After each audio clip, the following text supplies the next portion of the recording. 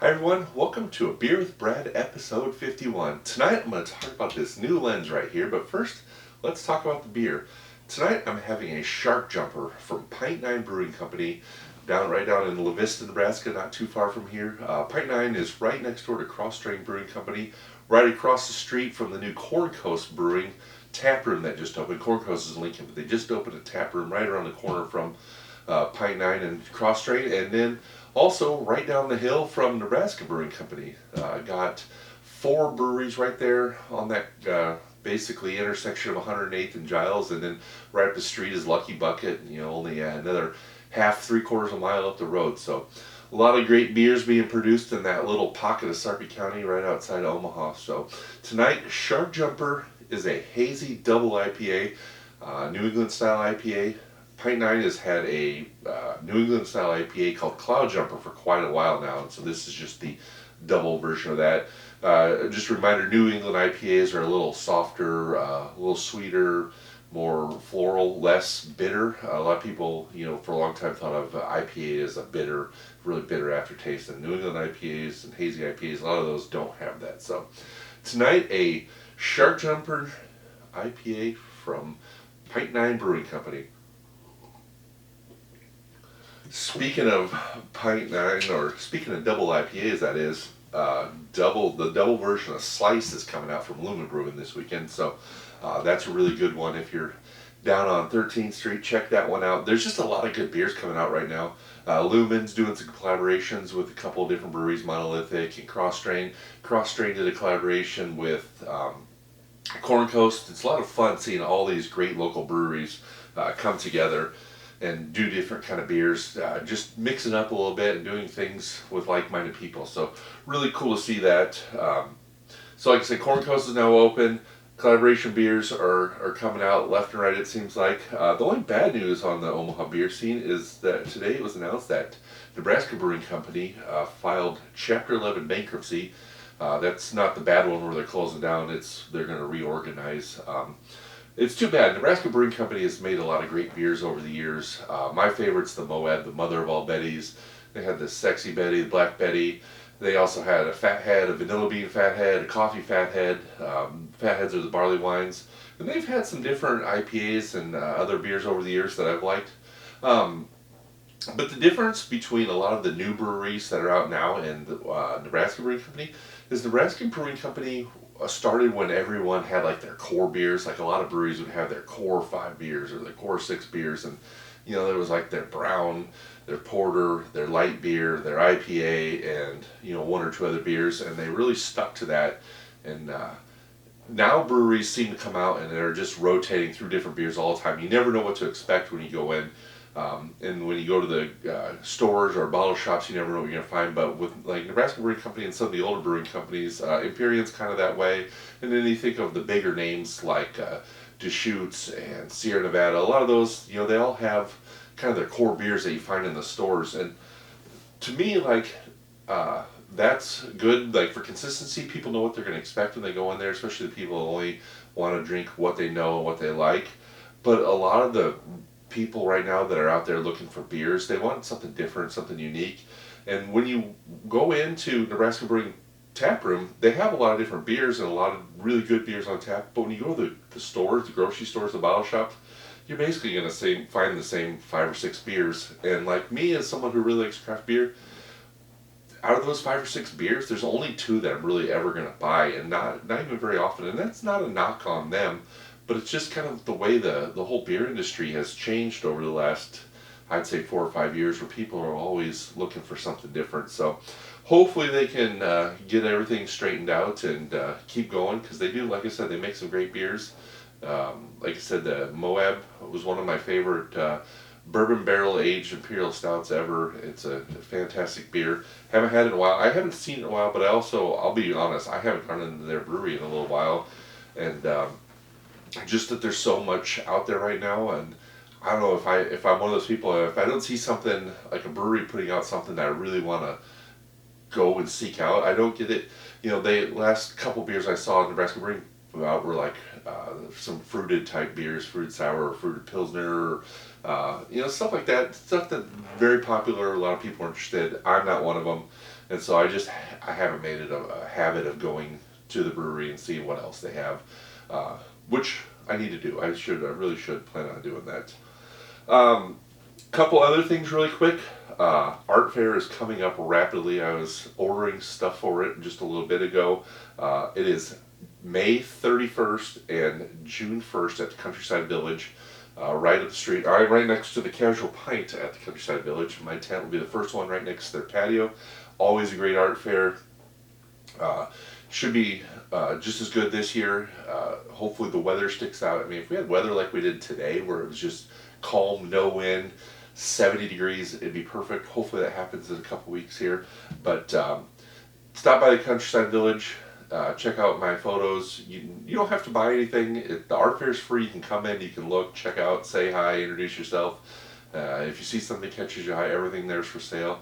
And besides my photos, there's 50 or 60 other artists that all have a lot of really cool different things. So Countryside Village Art Fair, it's probably like the 60th annual, somewhere along those lines. It's been going forever. May 31st and June 1st. 10 to 6 on Saturday, 10 to 5 on Sunday, I believe. One other thing before we get into the lens, I mentioned last time that my blog, it says Brad's Photo Adventures on my website, is up and running. I did have a spelling error in the actual Brad's Photo Adventure web address, so if you had any problem today getting on there, it's because I fixed the spelling error but forgot to fix the link. So it should all be good now. I'll admit I've been terrible at spelling my whole life, and and spell checkers made it worse, because if I don't see the little red little underline pop up, I probably don't catch it. And since I spelled Photo Adventures wrong. I spelled adventures wrong, but I actually spelled a different word, so it didn't pick it up, and therefore I didn't catch it. And look at my buddy Josh, who I do a lot of photography trips with. He saw it. He's like, "Which way do you mean this to look?" So, got that fixed. I did add the photo feed, so like those of you that are not on social media or thinking about getting away from social media, if you go to Brad's Photo Adventures, look for my 2005 photo feed. Any photo that I've put on Facebook, Twitter, Instagram is also now on that photo feed. It scrolls down, it's in time order, in the order they're posted. There's a date by each picture. That's not the date I took it, it's the date I posted it on there and all my social media accounts. So it's all ready. You scroll down, there's everything from cranes, prairie chickens, to Omaha skylines. So a lot of different things on there, and as the summer goes, get some fireworks on there, and plenty of other things. There's a car show this weekend. Might swing by there. I don't know. Car shows, a lot of times I enjoy more just looking at the car and don't take as many pictures, but we'll see what happens. So again, bradwilliamsphotography.com. Up on the top navigation bar, just click on Photo Adventures. You'll find all my videos. Don't have Beer with Brad on there yet.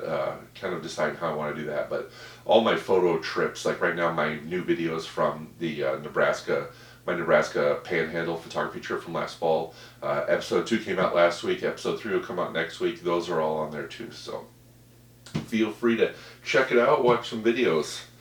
So tonight I want to talk about this new lens. I actually picked this up on like December 30th, December 31st. I was on a waiting list for a long time, and I really wanted to get it last year for tax reasons. So I called up Rockford Camera and I said, I don't know how far down I am on the list, but I really need to get this before the end of the year for tax reasons. And they said, well, it just happens that your lens just came in, so let us get it unpacked and give us a little bit, and we'll call you when it's ready. And I went out there and picked it up.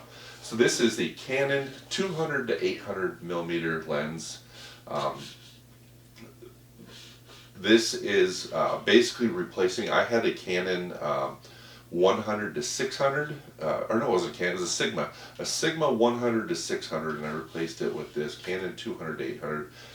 800 millimeters is an awesome focal distance for people that aren't into photography, wildlife photography. This is great for wildlife. You can be pretty far away and get nice images of wildlife. So I had the Canon 100 or the Sigma 100-600 was not a Canon lens, and I never felt that it was 100% sharp. I just never. All the photos just seemed to be a bit off. I had the adapter to like synchronize the focusing or whatnot with my camera, and it never. I was never 100% happy. It did all right with sports. If I was out shooting a baseball game in the daytime, it got some nice sports images. For some reason on wildlife, it never got quite sharp images. So I upgraded to this, and the other thing is that Sigma was for the old DSLR cameras, where this 200-800 is for a mirrorless camera.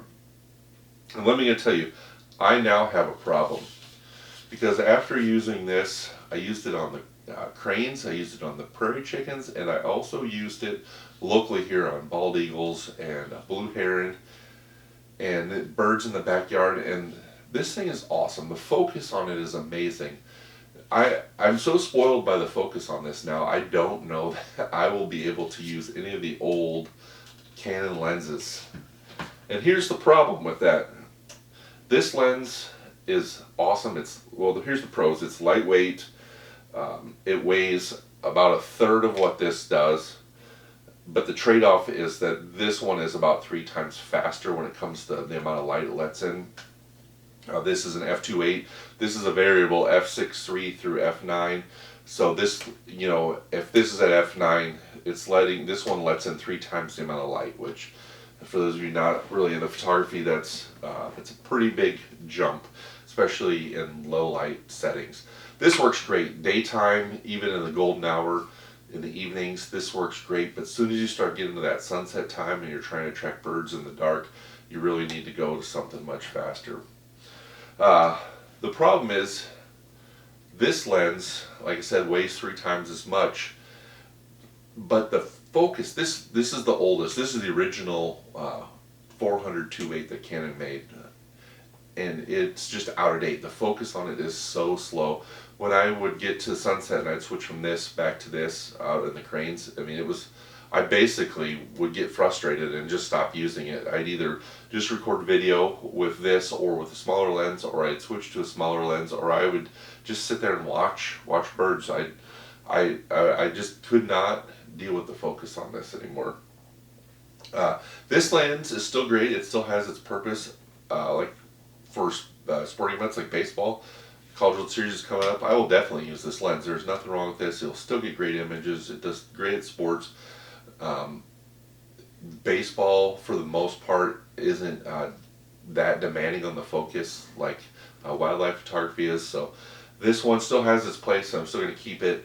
And also, the other reason I'm going to keep it is because I cannot afford this lens, the new version. So here's some of the stats on this thing. This lens I bought for $1,900, which you might think is a lot, but for a lens, that's cheap.